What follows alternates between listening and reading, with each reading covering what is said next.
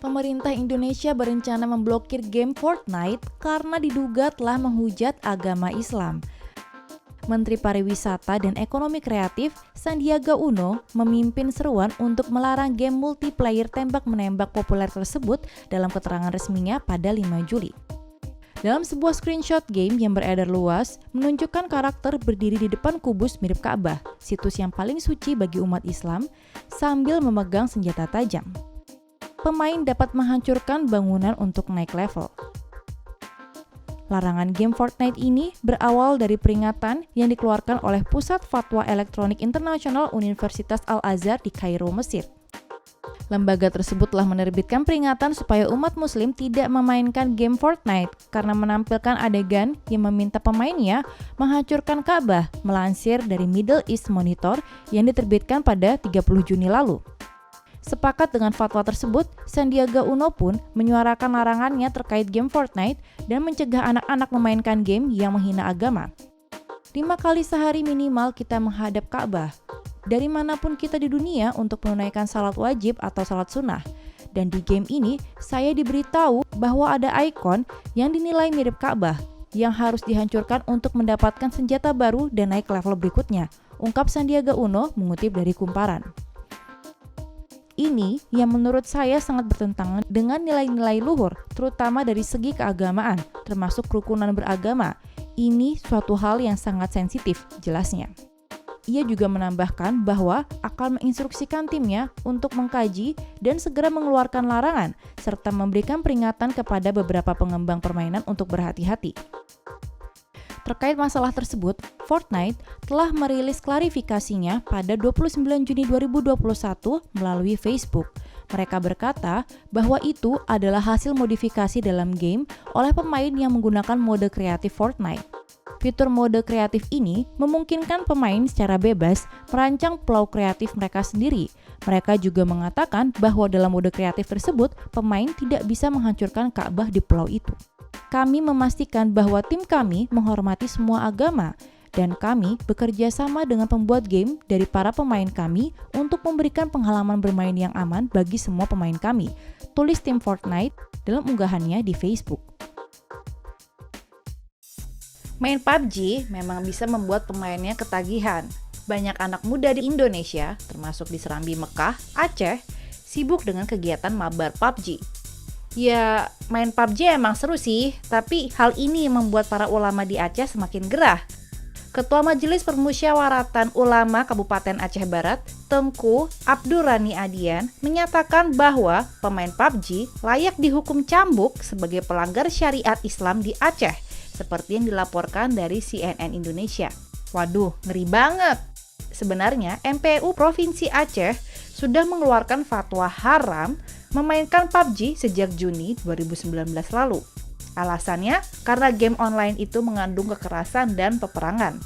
Namun karena masih banyak pemuda Aceh yang sibuk mabar PUBG, tentu saja para ulama Aceh habis kesabarannya. Tengku Abdurrani mengatakan, memang fatwa haram untuk memainkan PUBG sudah diterbitkan, meski belum ada penerapan sanksi. Namun sebagai seorang muslim, apabila masih terus memainkan game tersebut, tentu mereka akan berdosa. Mereka juga akan mempertanggungjawabkan dosanya di akhirat kelak, tegas Tengku Abdurrani Adian. Tengku Abdurrani juga meminta kepada Majelis Ulama Indonesia Pusat untuk mendukung fatwa haram bermain PUBG yang telah diterbitkan MPU Provinsi Aceh. Ulama di Aceh menilai permainan dalam game online yang diakses melalui smartphone lebih banyak unsur mudaratnya ketimbang sisi baiknya. Menurut Tengku Abdurrani, permainan tersebut, PUBG, menyebabkan para pemain ketagihan dan menggiring karakter tingkah laku kekerasan dan memberikan dampak tidak baik lainnya, khususnya pada mental dan kondisi pribadi pemainnya. Kalau menurut kalian gimana? Jangan lupa beri komentar ya. Fortnite sebabkan beberapa perceraian. Sepertinya game sangat populer, Fortnite menyebabkan meningkatnya angka perceraian. Sinet melaporkan bahwa menurut perceraian online, game online telah disebutkan di lebih dari 200 kasus perceraian di Inggris saja.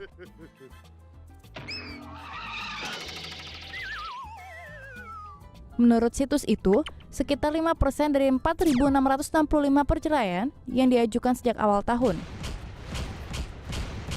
Tapi masalahnya Fortnite sangat populer di seluruh dunia, jadi jumlah perceraian disebabkan oleh game sebenarnya bisa jauh lebih tinggi.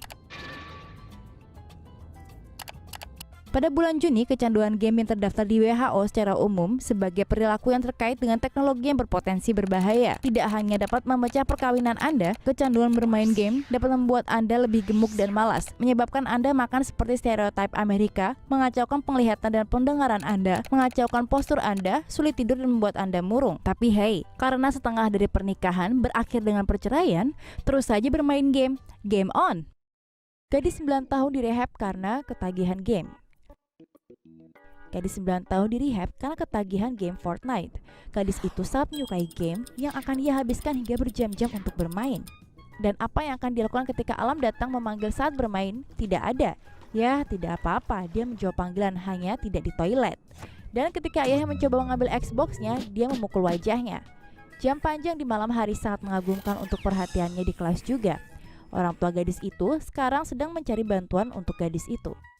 Kebanyakan orang tua akan membatasi bahkan melarang anaknya bermain video games. Namun berbeda dengan ayah satu ini.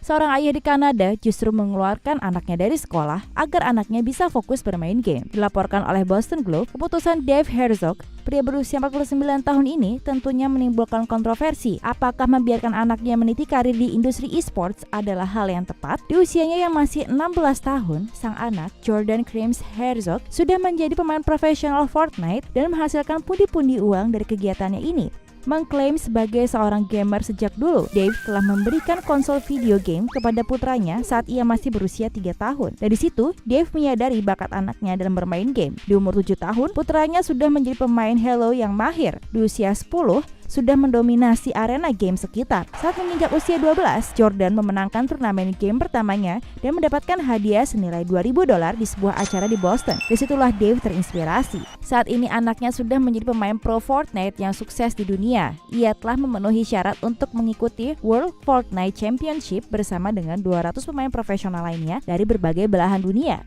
Pemenangnya akan mendapatkan hadiah sebesar $30 juta dan Jordan telah bertekad untuk mendapatkannya. Jika Dave mengklaim bahwa anaknya mendapatkan bakat turunan dalam bermain game, mungkin sebetulnya tidak juga. Karena pada kenyataannya, Jordan menghabiskan 8-10 jam setiap hari bermain Fortnite. Ia bahkan makan di depan komputernya untuk belajar lewat YouTube dan berdiskusi dengan teman-teman satu timnya. Tidak ikut dalam sekolah tradisional, menghadiri kelas sekolah online. Semua itu ia lakukan agar bisa tetap di depan layar komputer. Dave telah menghabiskan lebih dari $30.000 untuk peralatan gaming canggih seperti komputer, monitor, dan keyboard terbaik.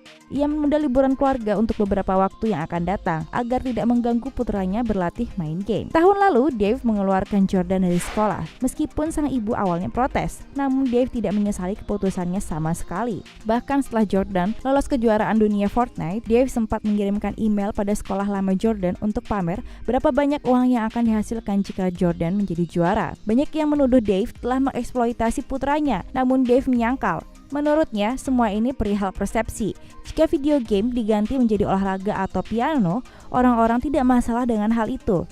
Di sisi lain, Dave mengaku akibat keputusannya, Jordan mungkin tidak mengalami kehidupan remaja normal dan tidak melakukan interaksi sosial seperti kebanyakan orang. Namun rupanya bagi Dave, itu semua layak untuk dikorbankan karena saat ini adalah momen besar bagi mereka dan keuntungan ini harus diambil. Jordan sendiri merasa beruntung memiliki ayah seperti Dave. Ia tahu ia tidak punya waktu bermain dengan teman-temannya lagi, tapi itu semua adalah pengorbanan yang diperlukan. Tujuan Jordan adalah menghasilkan uang sebanyak-banyaknya sehingga ia tidak harus bekerja selama hidupnya. Jika sekarang ia harus berkorban dengan menghabiskan seluruh waktunya untuk bermain game, maka ia rela melakukan itu. Menurut Jordan, teman bisa datang dan pergi, tapi saat ini bermain video game bisa menjadi karir dan masa depannya. Sejauh ini, Jordan telah menghasilkan $60.000 dari bermain game dan ayahnya, Dave, berencana untuk berinvestasi dengan namanya.